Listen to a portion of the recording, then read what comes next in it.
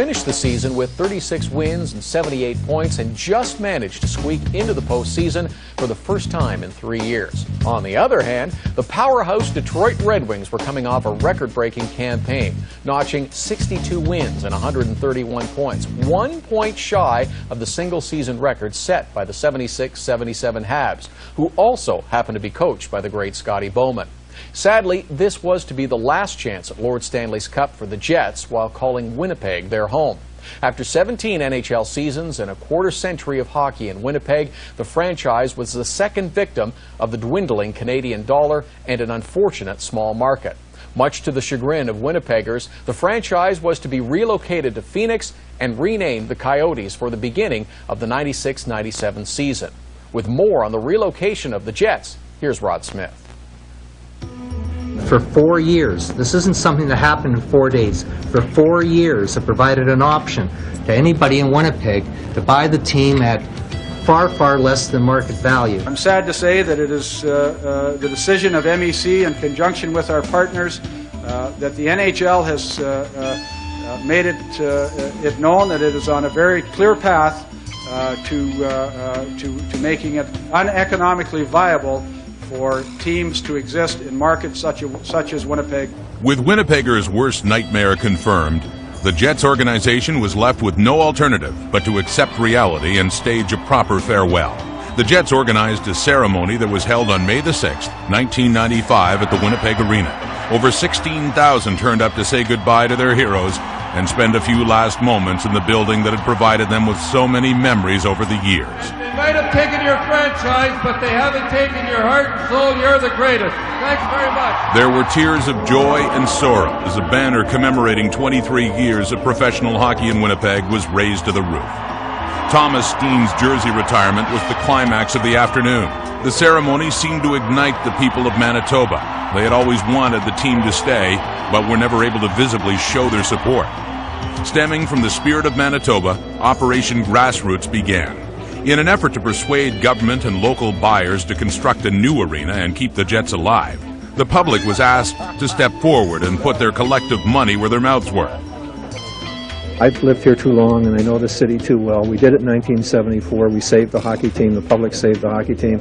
We're going to save it again. And the business community, the private business sector, in concert with the 3 levels of government, and now the grassroots, the people of the province of Manitoba are going to make this happen. The response was overwhelming. Spurred by local radio station CJOB, fans were encouraged to contribute anything they had. On CJOB. My 5-year-old daughter came up to me and gave me a big hug and said, you know, Daddy, I know why the Jets have to leave. And I said, why is that? And she said, that's so they can make other people in other cities as happy as they've made us. And that really hit home to me, and I'm on my way to my bank right now to make a $250 donation. The culmination was a rally held at the Forks. Over 35,000 fans were in attendance, and over $250,000 was raised towards the purchase of the team.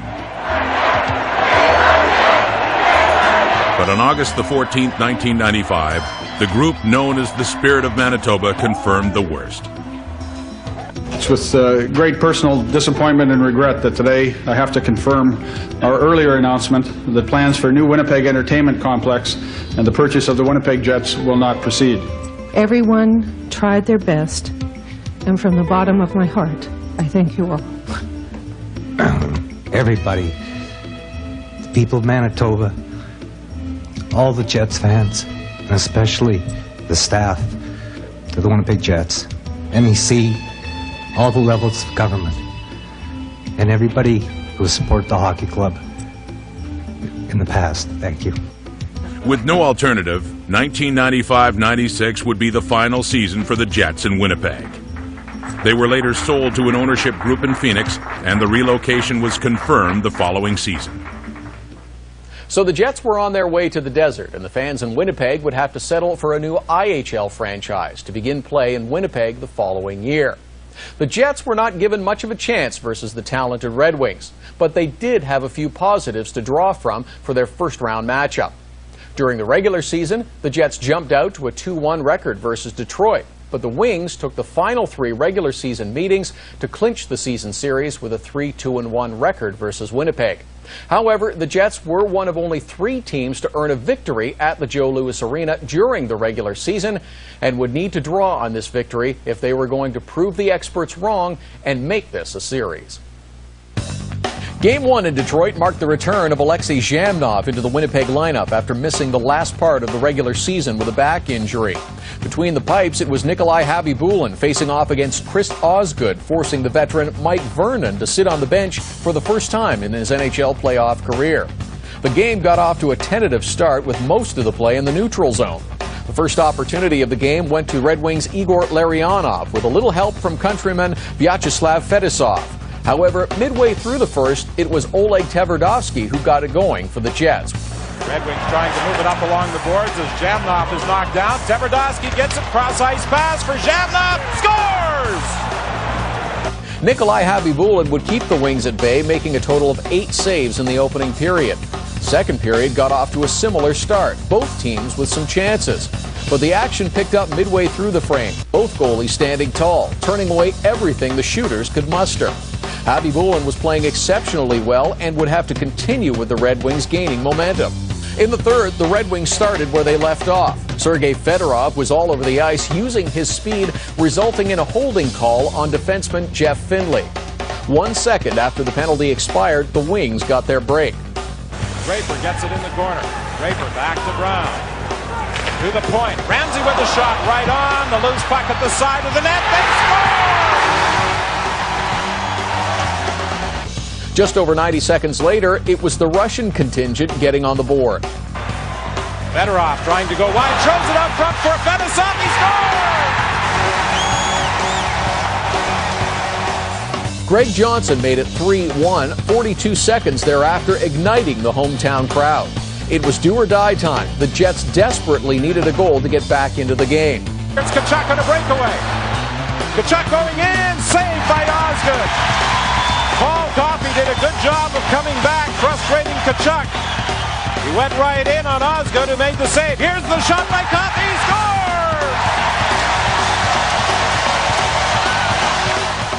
It was not the Jets' night. 4 goals in 5 minutes, 40 seconds, and the Red Wings took game number 1 by a final of 4-1, forcing the Jets to regroup for game 2. We got so caught up in preserving that 1-goal lead that we totally got out of anything offensive, and then when we needed to call on it, we couldn't do it. Although they played real physical and real strong and real well for the first 2 periods, we felt that we played just as hard. And, we had a few chances, we just didn't score, and fortunately we were able to do it in the third. Who says you can't get anything for $1? Chris Draper, a Winnipeg draft pick, got things going for the Red Wings in the third period, tying the game at 1.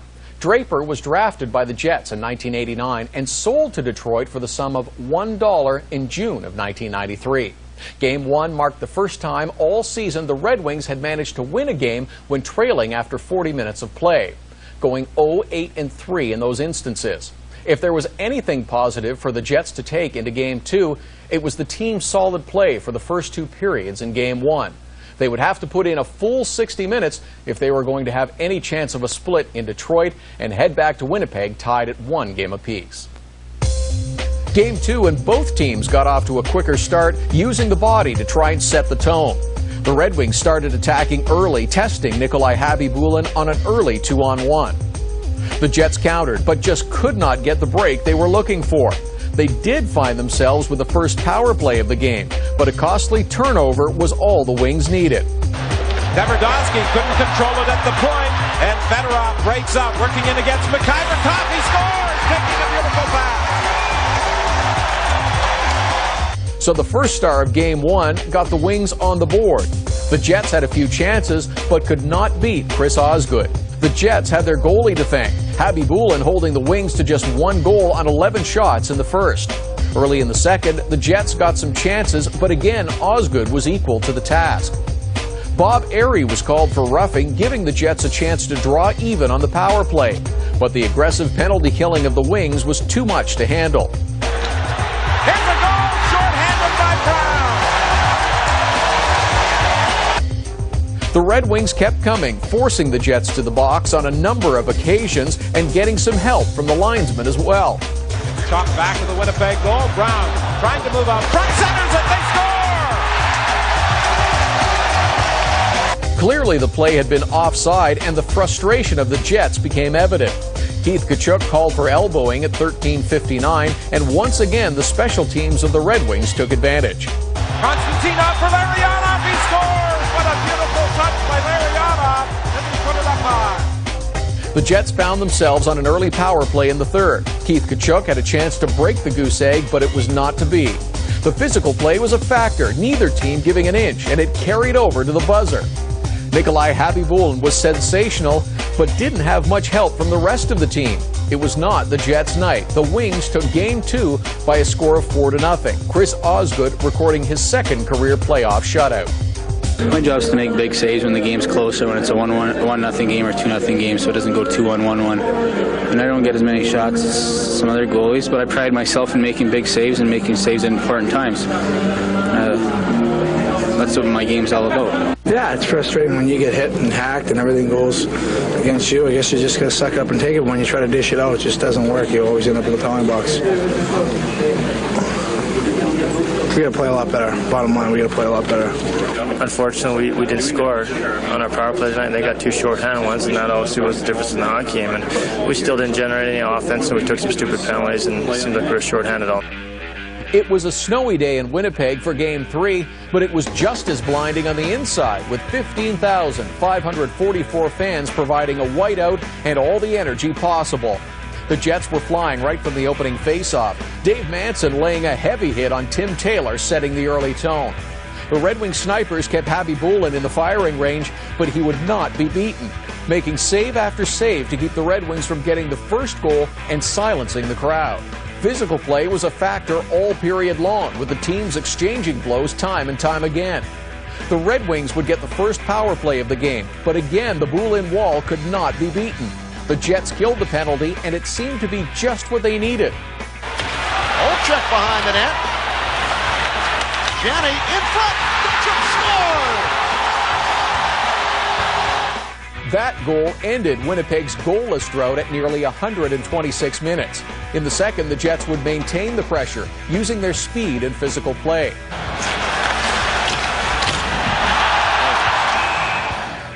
The hit would cost him 2 minutes for boarding, but Detroit couldn't manage to capitalize.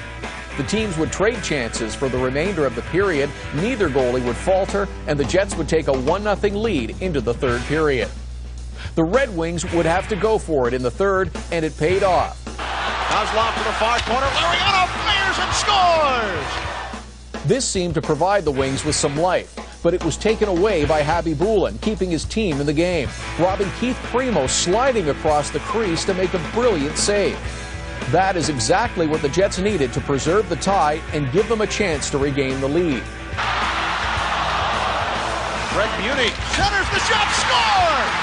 Chad Kilder, in his first career playoff game, beats Vernon, and the Jets lead 2-1. The re-energized Winnipeg Arena had the Jets flying high. With Nikolai between the pipes, it seemed the Jets were well on their way, and a little insurance is all they needed. 3-on-1, led by Olczyk. Olczyk scores! 3-on-1 for the Jets. Korolev, Jamnov, Manson score! The Jets would go on to win by the 4-1 margin, their first playoff win in nearly 3 years. Chris King was, working hard in the corner and came out with the puck, and he kind of chipped it, and Muni got it and was going behind that and made a nice pass behind, out in front of the net to me, and I took the shot and it bounced off the post and went in. We got one, and it's a building stone, but we have to make sure that we come out and play our next game because, they're going to be coming on a lot harder, and, we have to make sure that we're ready to match it. It's playoff hockey now, and intensity is going to be high. We 1-1 on the road going into the third period and thinking we were in a pretty good situation. And, they just played a good defensive shell. We just couldn't put the puck past Javi, and they got a few breaks and capitalized on them. On the other hand, the Red Wings were only 2 for 16, but they did score the 2 shorthanded goals in Game 2, which proved to be the difference. The crowd in Winnipeg was no different, providing another sea of white to help steer the home team to victory. Once again, Mike Vernon was in goal for Detroit, which prompted some of the Red Wing faithful to question Scotty Bowman's decision. The game got off to a quick start, with each team trying to get the early lead. With the teams playing 4-on-4, it was the Wings who were first to get it going. Fedorov trying to fight off a check. Goes the puck, score! Picked up by Constantinov. He drove it past Javi Bulin. The Jets didn't get down. They continued to press and force the issue with the Wings, taking advantage of every miscue. Nikolai Khabibulin was on top of his game, once again keeping his team in the game with a number of clutch saves, which included stoning Vyacheslav Kozlov on a breakaway. There was no shortage of physical play, each team fighting for every inch of open ice available. Detroit would continue the onslaught of chances, but Khabibulin would not falter, and his counterpart Mike Vernon seemed to have an answer for everything the Jets could come up with, making 12 stops in the first. In the second, the Jets got an early break. Igor Larionov was called for hooking Jets forward Alexei Zhamnov. It took the full 2 minutes, and just as he stepped back onto the ice, the Jets struck. Nice move to get away from Taylor. Olchuk, a one-timer save. Rebound to touchdown.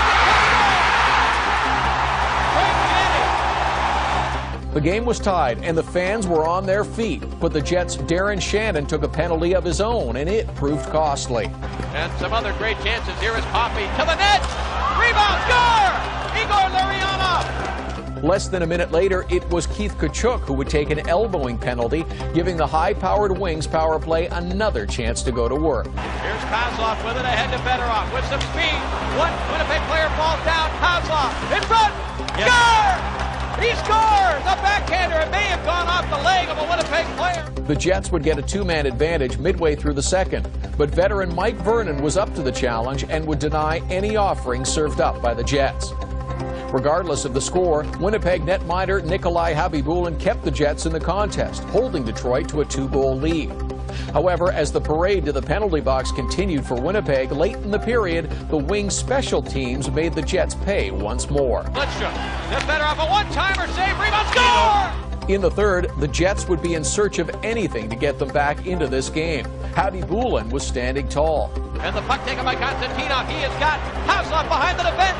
And on a breakaway, shoots Khabibulin the save! Unfortunately, Khabibulin was left out in the cold by his defense too often in this contest. Detroit would make it 5-1 on a goal by Greg Johnson. A little later, Dave Manson would catch a high stick in the face from Chris Draper. Manson's two-hander retaliation would prove costly, and the Wings would pad their lead on yet another power play. The Jets would be on the ropes heading back to Joe Louis for Game 5. We can't give them much room out there to skate. They've got a very talented team and a good hockey club, so the more room they have, the better they're going to play and the worse we're going to look. So we have to make sure we cut down their ice and make as much contact as we can out there. They have defense that join the rush better than any team in the league that we've played all year. And the best way of stopping them or slowing them down at least is to finish the checks in their zone. And if you got Coffey looking for you all night long, every night, every game, he's not going to think we'll jump back into the play as quick. Scotty Bowman would go back to Chris Osgood, and Terry Simpson would need another great performance from Nikolai Khabibulin, and he would be tested early in this affair. Coffey and Fedorov are on the points. There's the shot, the rebound. Cicerelli tried to jam it, and Khabibulin got a piece of that one. It seemed that Khabibulin would be up to the challenge. Then a huge blow to the Jets. Their captain, Chris King, would collide knee-on-knee with Sergei Fedorov and be forced to leave the game. Detroit would keep pressing. Keith Primo and Dino Cicerelli would orchestrate a great scoring chance, but the Bulin wall would not falter, turning away scoring chance after scoring chance. Kozlov streaks down the left side, going in alone. He fired it wide. Mike Eastwood would provide the lone scoring chance for the Jets, but Chris Osgood would keep this game scoreless through one. In the second, the Jets would come out with some life, pressing Detroit and earning a couple of scoring chances. It would be the aggressive forechecking of Mike Eastwood that would be rewarded. Mike Eastwood, he flips a backhander, gets it again. Now it's Shannon with the shot, he scores! Darren Shannon is